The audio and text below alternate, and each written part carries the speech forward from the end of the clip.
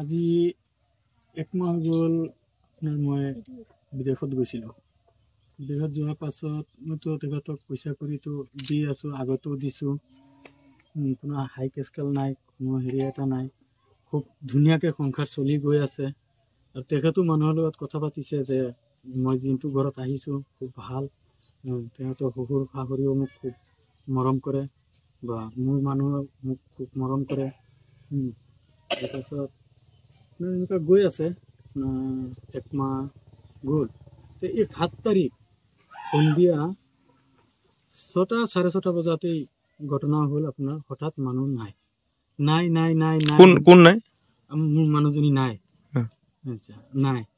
তেতিয়া আমি বিচাৰিছোঁ, মইতো ঘৰত নাই, মা দেউতাই ভাই ভণ্টিবিলাকে ইফালে সিফালে বিচাৰিছে, ক'ৰবাত গ'ল নেকি। তেনে এদিন চাইছোঁ, চাই পেলাই দেখিছোঁ নাই, কোনো সন্ধান পোৱা নাই।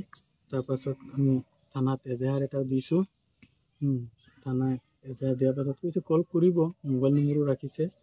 এতিয়া মানে মানুহটো মানে খুব ভাল হয়, যাতে বিচাৰি উলিয়াব পাৰিলে খুব ভাল হয়।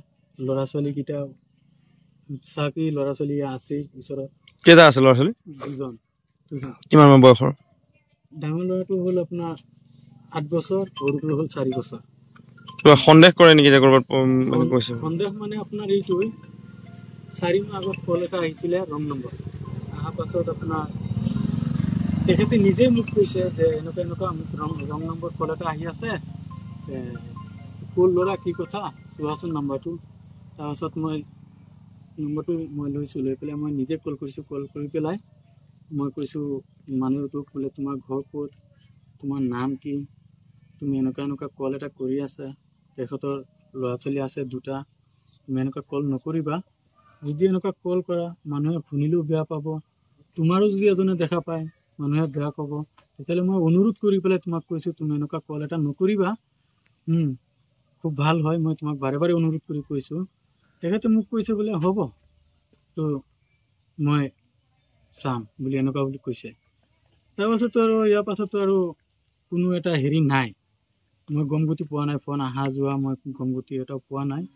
কি জানো, তলে তলে থাকিলে থাকিবও পাৰে। এতিয়া কিবা সন্দেহ হয় নেকি যে ক'ৰবালৈ গৈছে বুলি? সন্দেহ মানে সেই যিটো ল'ৰাটো ফোন কৰিছিলে, সেই ল'ৰাটোৰ নাম হ'ল আপোনাৰ ইক্ৰামুল।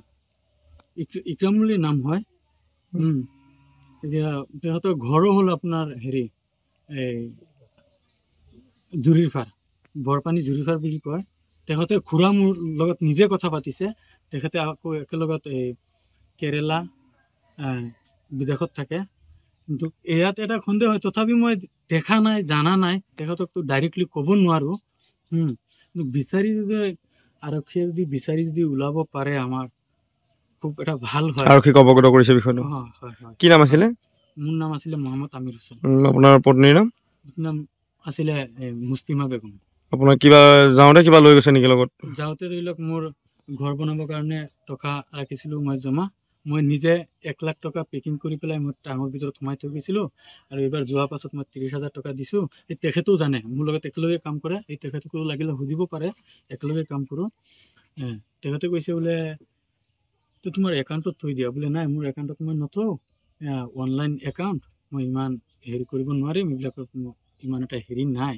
তথাপিও মই 1,30,000 লগত লৈ গৈছে। আৰু কিমান নিছে? আৰু আপোনাৰ হেৰি লৈ গ'ল, মই অহংকাৰ ধৰি লওক 35,000 পুৰা অহংকাৰ নহয়, অলপ কম হ'ব।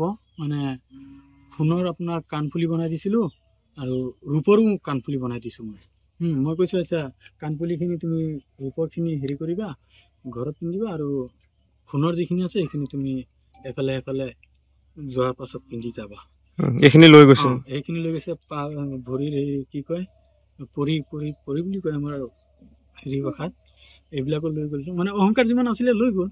যিকোনো খবৰৰ বাবে যোগাযোগ কৰক 7099017330 আৰু 7099017110 নম্বৰত।